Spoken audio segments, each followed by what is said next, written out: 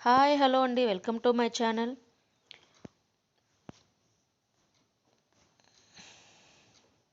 కలవారి కోడలు కనక మహాలక్ష్మి సీరియల్లో టుడే ఎపిసోడ్లో ఏం జరిగిందో తెలుసుకుందాం. లక్ష్మి 200 ఎకరాలు వ్యవహారి కంపెనీలో మంచి పొజిషన్ ఇస్తాను అనడంతో అంబిక పెళ్లికి ఓకే చెప్తుంది. అందరూ చాలా సంతోషపడతారు.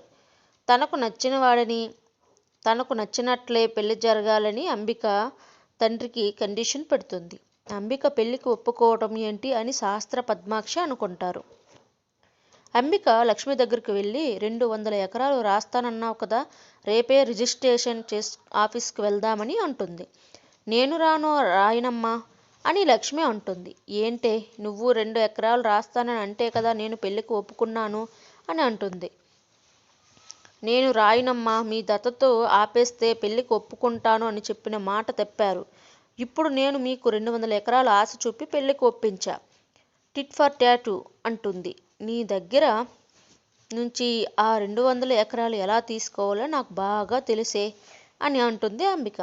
అంటే లక్ష్మి, అస్సలు ఆ 200 ఎకరాలు మీకు దక్కనివ్వనమ్మా అని అంటుంది లక్ష్మి.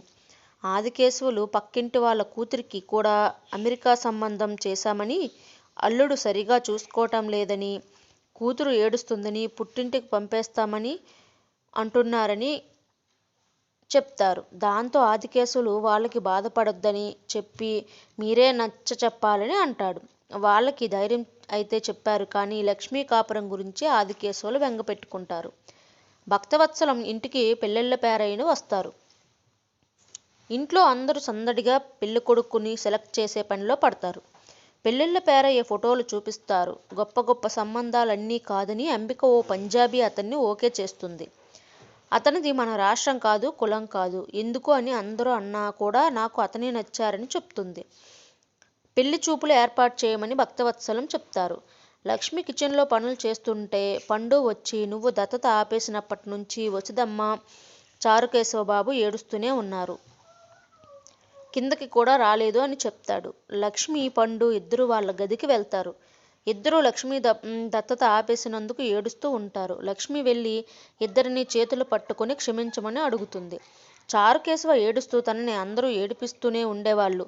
ఏ శుభకార్యానికి వెళ్ళినా అవమానించేవాళ్ళు. దత్తత అన్నప్పుడు నుంచి ఎంతో సంతోషంగా ఉన్నాం, అంతే. పెళ్లి తర్వాత అలా చూడటం మొదటిసారి. కానీ అమ్మ అన్న పిలుపుకు అడుగు దూరంలో ఆగిపోయిందని అంటాడు. లక్ష్మి ఏడుస్తూ సారీ పిన్ని అని చెప్తుంది. నువ్వు దత్తత వద్దు అనేసరికి ఆ మాట జీర్ణించుకోలేకపోయాం అని వసుధ ఏడుస్తుంది. లక్ష్మి వాళ్లతో మా అమ్మా నాన్నలు బ్రతికుండగానే ఇలా దత్తతకు వెళ్ళడం మంచిది కాదమ్మా, ఆపానమ్మా అని ఈ విషయం మీకు ముందే చెప్పాల్సింది, కానీ కుదరలేదు అని ఏడుస్తుంది. చారుకేశవ వసుధతో ఎవరు ఏమన్నా లక్ష్మి మన కూతురే, దత్తత తీసుకుంటే కాదు అని అంటుంది.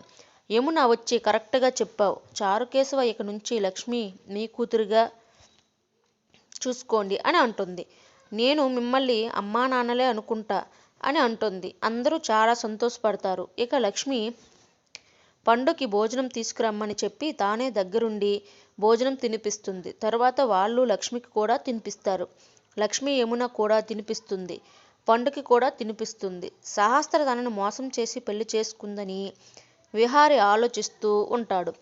ఆ విషయం కనకమహాలక్ష్మికి చెప్పాలని అనుకుంటాడు. ఇంతలో సహస్ర వచ్చి మాట్లాడితే విహారి కోపంగా ఉంటాడని సహస్రని పట్టించుకోకుండా వెళ్ళిపోతుంటే సహస్ర విహారిని ఆపి, నీ కోసం, నీ ప్రేమ కోసం మాత్రమే చేశాను బావా, ఇలా నువ్వు కోప్పడితే ఎలా అని సారీ చెప్తుంది. సహస్ర, నువ్వు నాతో మాట్లాడుకు, వెళ్ళిపో అని అంటాడు. అంతా మర్చిపోయి కలిసి ఉందాం అంటే విహారి కుదరదు అంటాడు. ఇంతటితో ఇవాళ ఎపిసోడ్ కంప్లీట్ అవుతుంది.